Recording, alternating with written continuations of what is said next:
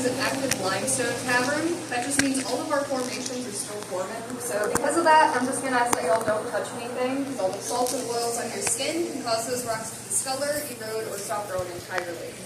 There's going to be one safe area inside we are allowed to touch. I'll be sure to let you know when that is. Just make sure we don't touch anything before or after that when you come in. While inside, feel free to take flash photography, but if we are taking pictures, I'm just going to ask y'all to take those while we're stopped and I'm talking, just because there are a few other groups inside with us today. I just don't want to risk us getting mixed up as we're passing each other by or anything like that. But if you're taking a video, I'll just ask that y'all use the natural light in the cavern, just so we don't risk hurting anyone's eyes with any prolonged lights. That includes flashlights and phone flashlights, just don't use those inside. But again, one exception is going to be flash photography. Other than that, I think we're good to head on in now. I'm going to start getting this door for us. Whoever's going in first, you're going to go about 20 feet ahead and stop at some orange traffic cones. We have a giant puddle in the front room, so stay on those stone tiles, but I'll be taking those tickets as y'all pass by in here. Perfect. Alright, y'all just stop at those orange traffic cones up there. Thank you guys. Alright, thank you. Thank you guys. Wow, that's cold. Thank you. Sure you touch?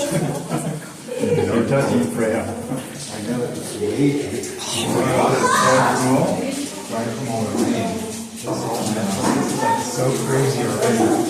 Last time it was just there's no water near us, I guess. Not on the farm. Yeah.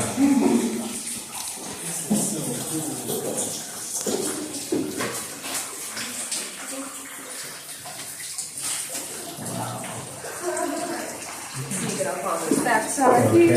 Yep. Alright guys. We'll welcome to the inside of our back now. First thing y'all might have noticed is this little chilly in here. It stays a natural 52 degrees all year long, no matter what season it is.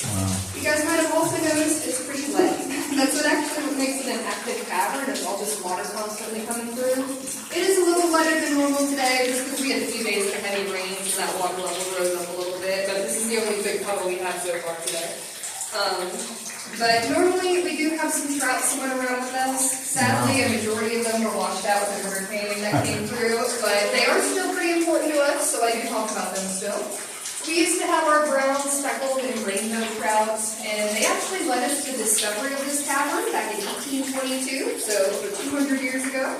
There were a couple local fishermen who were fishing in that stream right by where you guys just came in, and they noticed some of those trout swimming in and out of a hole in our mountain, which is actually right next to where that door is now.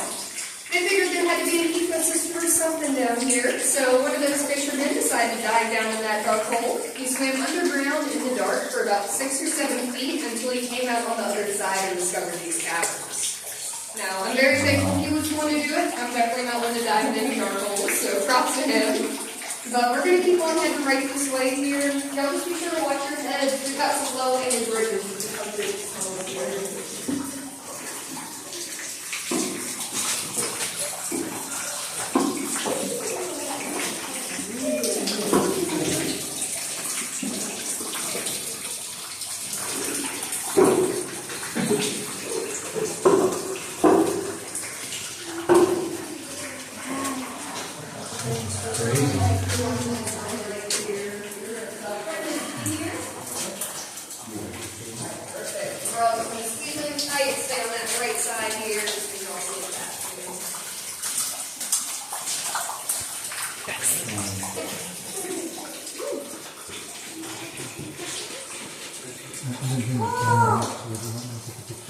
Alright, y'all. Now, these caverns are made up of 3 separate levels. For a majority of our tour, we're going to be walking around on this main level, but below us, we have our lower level, which is completely full of water. And then above us, we have some of our upper levels. I have a pretty good example of one of those upper levels right over here on our left, so y'all feel free to squeeze in. You can fill this whole tunnel so over in the back and see. Just stay in front of me if you want to be able to see anything. But if you can't see, I'll just be as descriptive as I can so y'all can check it out on our way through. But up here, we have what's known as our ballroom. It gets that name from how flat that surface is, so you can practically dance on it. In the room above, it's probably about 6 or 7 feet tall up there, but if you take a look at the floor there, you'll see it's only a few inches deep, so if we were to try and go up there, we wouldn't be up there for very long before it all came crashing down.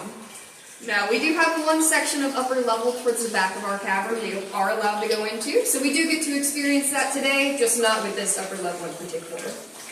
But up above that to its left, we have one of our many natural formations, so feel free to keep squeezing in if you want to get a better look. I'm going to try and dim my flashlight a little bit here. Ooh, let me not stroke it, my bad.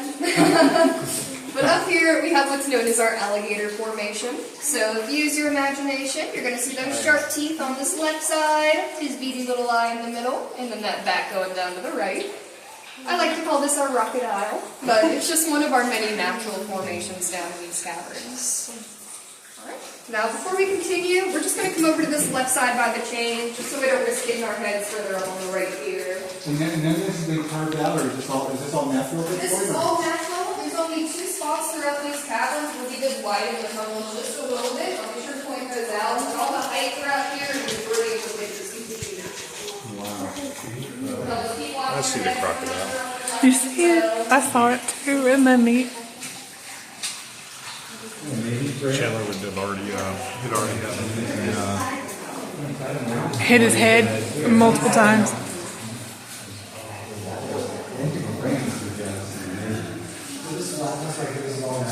Oh no, this wall is a man-made retaining wall. Yeah, I'll get to that a little bit later here, but oh yeah, we're going to see that in our entire tour.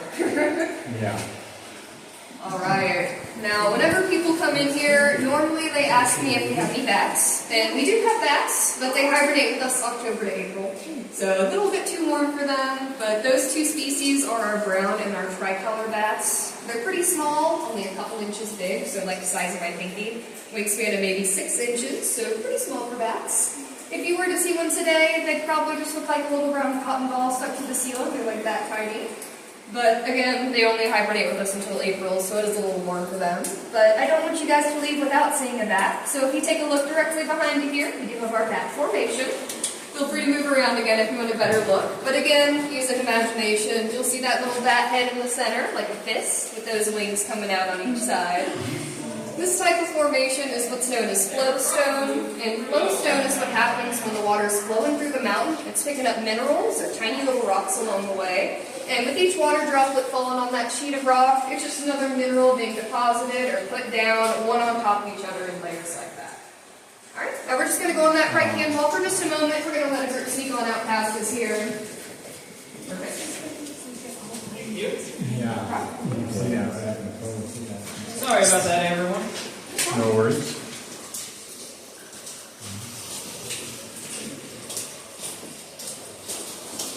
Now, my group, make sure to watch those heads and shoulders as you go through here. This is much safer than Ellison's cave. Ellison's Cave? Yeah, What's Ellison's Cave? it's in the national forest, about 15 miles. Oh, the one west people of- go spelunking in, like on their own? Yeah. And I'd like to go to Now the. there's one more thing I wanted to mention about this bat formation. Even though it does seem pretty small, it doesn't mean it's not old. Scientists say on average, these formations take about 125 years per cubic inch for them to form. Wow. So even though this seems pretty small, that formation up there is probably already tens, if not hundreds of thousands of years old. Wow. Now we have a whole lot of flowstone throughout these caverns, so I'm going to be bringing up that word a lot. But we're going to keep on heading right this way here.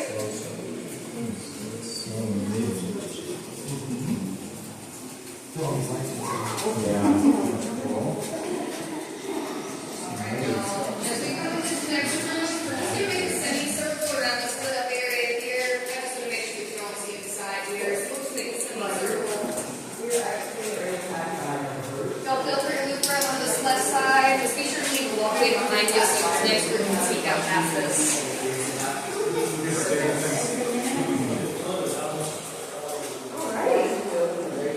Now this lit up area here is what's known as our deserters' fireplace. It gets that name because back during the American Civil War, we actually had soldiers on both sides who decided they just didn't want to fight anymore. So they came down here and lived together in harmony.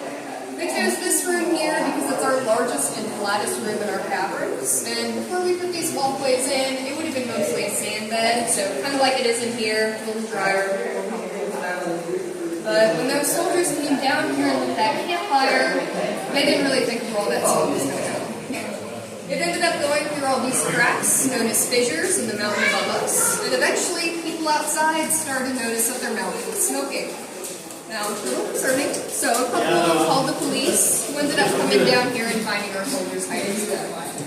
Now, we sadly don't have any records of what happened to them after that. It's likely they were tried for treason, sent to jail for desertion, something else along those lines. So we don't have any records of what happened after that, but I still think it's a little interesting. We have a little piece of history hiding down here with us. Now we're going to keep heading up this ramp here. You'll just be sure to watch your step as we come up this way.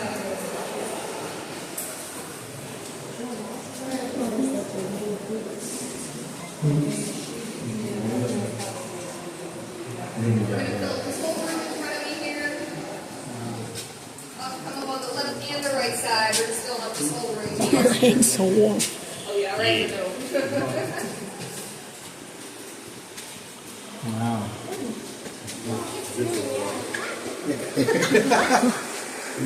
Alright, well, we are now in the tallest room of our cavern. This is what's known as our cathedral room, and it's about 23 feet tall in here. Now, a couple things I want to point out. For starters, we do have one of our more well-known formations in this room. So if y'all take a look up towards the ceiling, right in the center, you're going to see this pointy rock that's hanging on tight up there. This is what's known as a stalactite, and our stalactites form kind of like that flow stone, how water's flowing through the mountain, picking up minerals and putting it down with each drop. That just causes that point to grow downwards over time like that. But you guys might notice, this is the only pointy stalactite we have in this room. The rest of these are pretty flat at the bottom, while the ones over on the right side here have actually been broken off entirely. That's because back in 1940, we actually had a pretty big flood that wiped out some of the larger hanging structures in this room. That's actually why we have these man-made retaining walls built on your right. You're going to see those throughout our entire tour today. Those, along with the cement floor, are just for a little more structure and support in case we do have another big flood like that. We just want to try and prevent any further damage there might be. And so far, it's worked out pretty well for us. I mean, we just had Hurricane Helene come through last fall. Pretty much this entire cavern filled up with water. It even took us a couple months to even open the door based on how much water there was. But because of these retaining walls, we didn't have any damage whatsoever. Just a whole lot of money. So hopefully it's going to keep serving that purpose for a long time in the future. Even better, we'll have no more floods, but beggars can't be choosers. But now that we've been through our largest and our tallest rooms in our cavern, it seems only fitting that next we're going to go into our smallest. So we're about to head down this tunnel behind me, and back here it's a dead end, so first people in are going to be the last ones out. At its narrowest, it only gets about 1 foot wide, and that's down by your knees just for a second. But because of that, I just want to make sure if any of us are even a little bit uncomfortable with tight spaces, I just recommend getting towards the back of the line, just because it is so tight back there. If any of us get uncomfortable and want to come back out, we don't really have that option without all of us coming back out. If any of you don't want to come down here at all, completely okay as well. You'll just hang out for us at the bottom of this ramp in this little intersection. We'll come get you and we come right back up the same way. Now, when we go back in this tunnel, it is pretty tight, so because of that, this is going to be the one safe part of our tour where we are allowed to touch the walls and rocks. Just because I don't want to risk anyone falling, and honestly, it's kind of impossible not to. But coming back here, we're going to be squeezing in super tight, like shoulder to shoulder, just to make sure everyone in the back can see everything. But if you guys need to change order or anything, now's the time to do so. We're going to start heading down this ramp, so y'all watch your step. Use that handrail if you need it.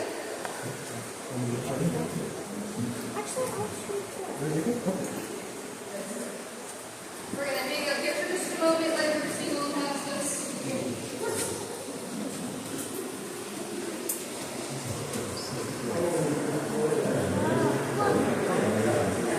You can hear the water back there.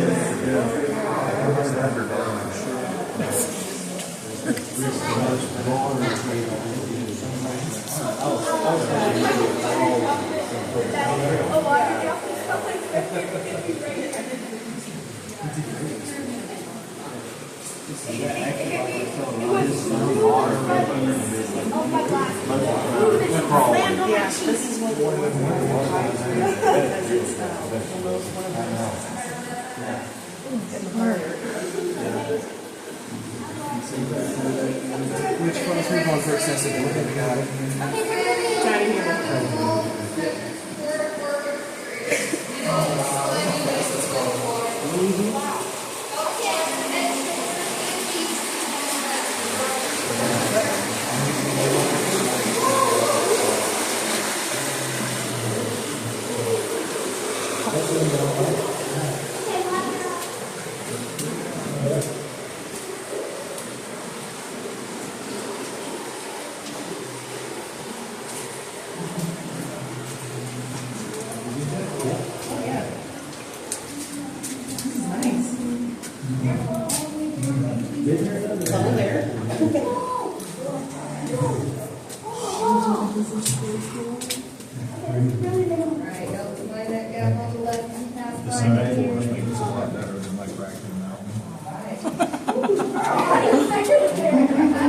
Nice spot. All the way to the end, squeezing shoulder to shoulder, butt to gut, whatever you prefer. I just want to make sure we can all see in the back here. Oh my gosh. Alright, y'all just keep minding that gap on the left. Where is she? Oh my gosh. Hello. She's found her niche. So what causes the green coloration? It's actually a combination of things. What you're seeing right here is mostly moss and algae from the attic okay. from the light Okay. fixtures. But we're going all the way down, squeezing shoulder to shoulder back there. I think we're squished.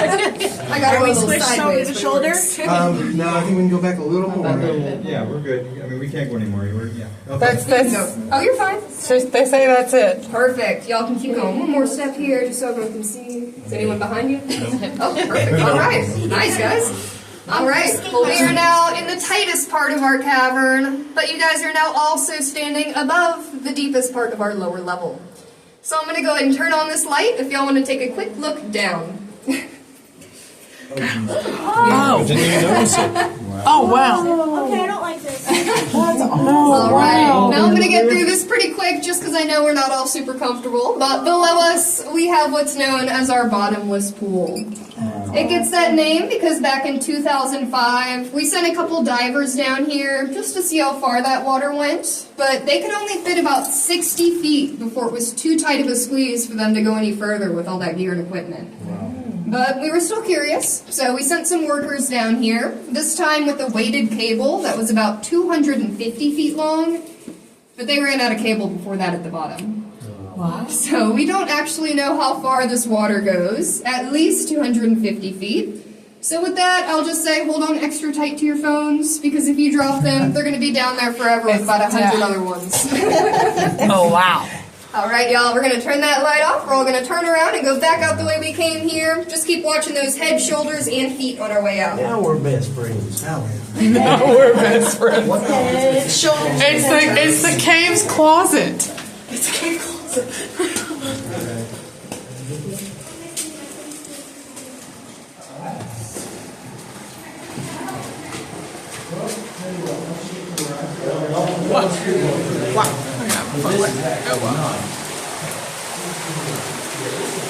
Wow.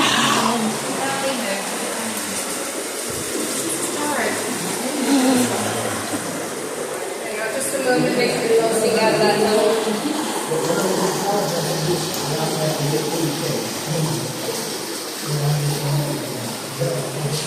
We actually had a veteran spelunker. Old school spelunker. That's crazy. Yeah, I went once, and I am happy to say this is the furthest I'll ever go again. I'm not going any tighter than that tunnel. We live about 10 miles from Ellison's Cave in northwest Georgia, and everybody's saying, you gotta do it, and I'm like, no, I don't. It was a cool one-time experience, Yeah. but I'm going to keep it one time. Yeah, there's some of the squeezes I just don't want to do. All right, y'all. Well, just a reminder, no more touching the walls or rocks after we get out of that tunnel, but we're going to keep on heading this way to our left here. Feel free to change order if needed. She's like, I'm going. She's excited. She's super excited. Yeah.